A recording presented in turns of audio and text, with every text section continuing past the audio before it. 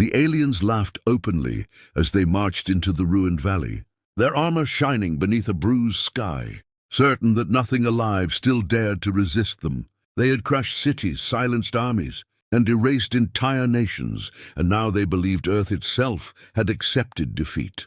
To them, this battlefield was a formality, a final sweep before total occupation. Their confidence rolled through the air like smoke, thick and suffocating, born from 1,000 effortless victories. High above the valley, hidden among fractured stone and ash-drowned trees, a single human lay motionless. Elias Kane pressed his cheek against cold rock, breathing slow, measured, controlled.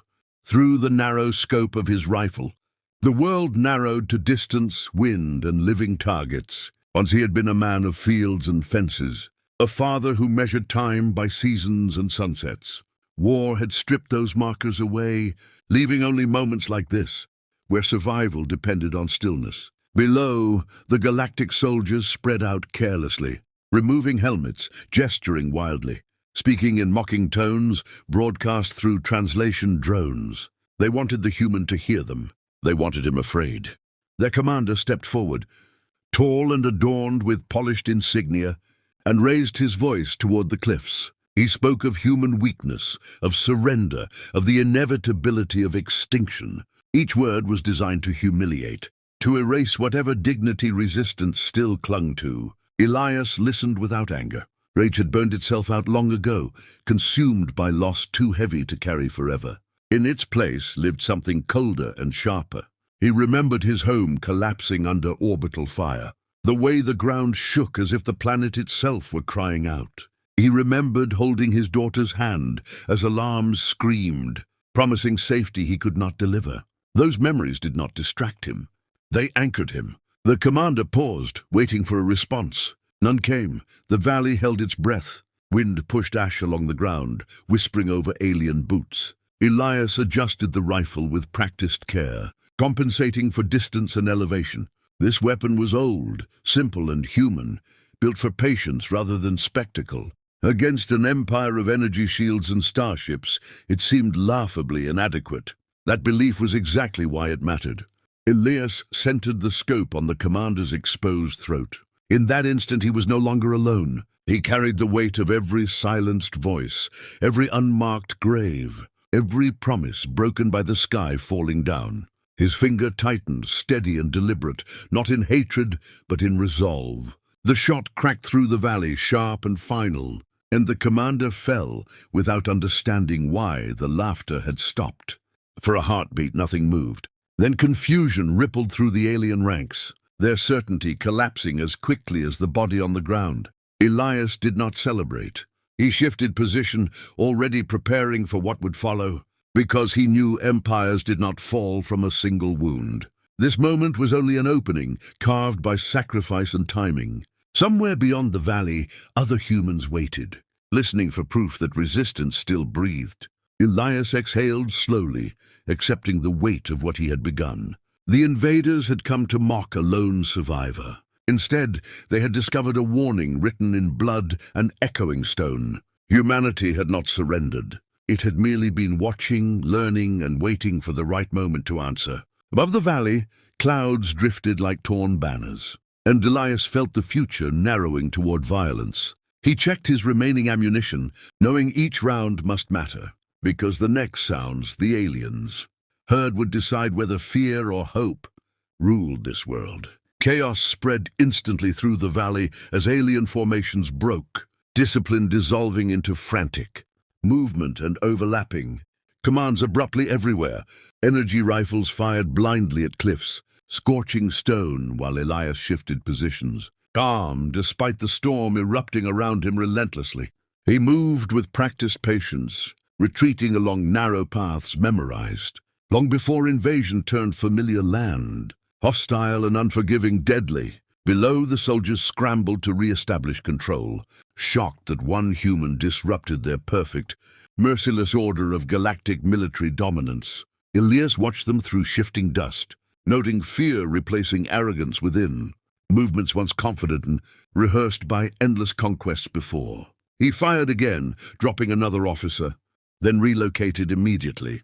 Knowing hesitation meant death in open ground for lone humans alive. Pain flared briefly from his shoulder, but he dismissed it, prioritizing survival over comfort without conscious thought or wasted emotion. Each breath reminded him he was still human, still fragile, yet unwilling to retreat while others depended on him completely. The aliens adapted quickly, deploying drones that hummed through smoke, searching for heat and movement relentlessly with cold machine persistence. Elias destroyed one drone mid-air, but others closed in, tightening an invisible net around his position with calculated mechanical precision.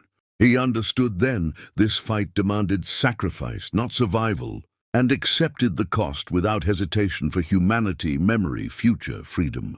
Sliding into a deeper crevice, he recalled whispered promises from resistance fighters waiting for his signal hidden, fearful, determined, nearby. A blast shook the rocks violently, throwing him down as searing heat burned flesh and breath from his lungs instantly. Elias groaned quietly, forcing himself upright, refusing unconsciousness despite darkness clawing at vision and memories. Grief, loss, regret, fear, pain. He activated the buried transmitter, sending a coded pulse across ruins where survivors listened desperately for hope. Proof, courage, purpose. The response came as distant tremors, subtle at first, then rising like an approaching heartbeat beneath shattered soil, waiting, armed. Explosions erupted beneath alien lines, tearing formations apart and replacing dominance with terror, instantly across the valley, violently, decisively, forever.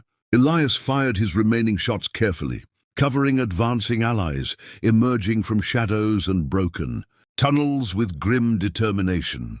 Faith, trust. Blood soaked his sleeve as strength waned, yet satisfaction flickered, knowing the enemy was retreating in confusion. Fear, disbelief, panic. The valley echoed with alien distress calls, no longer commands, but pleas for survival from once arrogant, ruthless conquerors everywhere. Elias sank against stone, breathing hard, listening as human voices finally filled the air with urgency. Relief, unity, strength, resolve. Hands gripped his arms, steady and warm, reminding him he was no longer alone in this fight, world, moment, now. He looked toward the valley, seeing smoke, fire, and fleeing invaders, rewriting history through human defiance. Sacrifice, courage, unity, resilience. Pain finally caught him fully, dragging exhaustion into his bones as adrenaline faded and silence, dread, relief, gratitude, closure, stillness. Yet within that weakness, pride stirred, quiet and powerful, rooted in resistance proven real by blood. Effort, unity, survival, hope. The enemy was not defeated entirely, but their myth lay shattered across the valley like broken armor. Pride, certainty, lies. Elias closed his eyes briefly, knowing this victory would echo far beyond this place into occupied worlds. Minds, hearts, futures. Resistance had a symbol now, forged by one human refusing silence under mockery, fire, pain, fear, loss, invasion, tyranny, despair. Elias inhaled deeply, preparing himself, because retaliation would come swift and merciless from wounded, humiliated, furious, alien, command forces soon. As darkness edged his vision, he smiled faintly, knowing humanity had spoken back through precision, courage, sacrifice. Resistance, defiance, fire. Smoke lingered across the valley as daylight broke through the haze, turning the wreckage into a grim mosaic of victory and loss. The alien soldiers who had once strutted through the dust now lay silent, their once flawless armor cracked and burning beneath the rising sun. A few of them fled toward their transports, scrambling for escape under the cover of their dying machines. Above them, the last of their dropships roared upward, leaving behind the ruins of their confidence. Humanity, scarred but unbroken, had endured another day. Elias Kane sat against a shattered wall, his rifle resting across his knees, the metal still warm from the fight. His breathing was shallow, every inhale sharp with pain, but his eyes stayed open, searching the horizon. He could hear voices, human voices calling out across the battlefield, counting survivors, helping the wounded, reclaiming what was once theirs. The sound filled the emptiness that had haunted him for months. He had fought alone for so long that the noise of life felt almost unreal. A medic knelt beside him, pressing bandages against his wounds, whispering words of reassurance that blurred. Together beneath the roar of wind and fire, Elias didn't respond. His gaze followed the smoke rising toward the clouds, watching it twist and fade into the open sky. Somewhere beyond that sky, alien fleets still waited. They would return, angrier than before. But for now, Earth was breathing again, and that breath was enough. He thought of his daughter's laughter, faint and distant in memory, yet clear enough to remind him why he had picked up the rifle in the first place. He wondered what she would think of the world now, battered but alive, fragile yet free.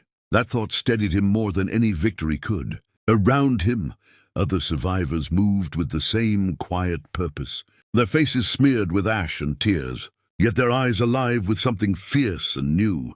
Hope had crept back into them like sunlight through cracks in the clouds. A young soldier approached, helmet tucked under his arm, expression uncertain. "Sir, we're securing the valley," he said softly. Most of them ran.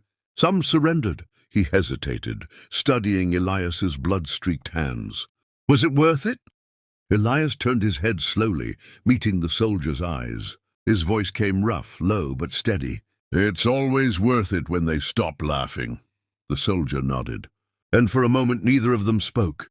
The silence between them carried more meaning than words could hold. Respect, sorrow, and a shared understanding that this was only the beginning of something larger than any of them. As the afternoon light deepened, human flags began to rise among the rocks, small and tattered but unmistakable. Each one stood as a whisper of defiance, proof that humanity still refused extinction. Resistance cells from nearby settlements emerged cautiously, bringing supplies, tools, and quiet gratitude. The valley, once a graveyard, had become a birthplace of rebellion. The story of a single sniper holding the line against the Galactic Legion spread faster than the smoke had risen. It reached outposts, colonies, and broken cities, igniting resolve in places where fear once reigned. Night returned slowly, stars flickering above the battlefield. Elias leaned back, exhaustion pressing against his bones. But peace settled where pain had lived for too long. He understood his fight was far from finished. The war would come again, harder and colder, but something fundamental had shifted. The aliens had learned that humanity did not kneel forever, and as long as one person dared to stand, even wounded, even dying, the fire of resistance would never go out. Elias closed his eyes, whispering to the wind as darkness embraced him, "Let them come. We're not done yet."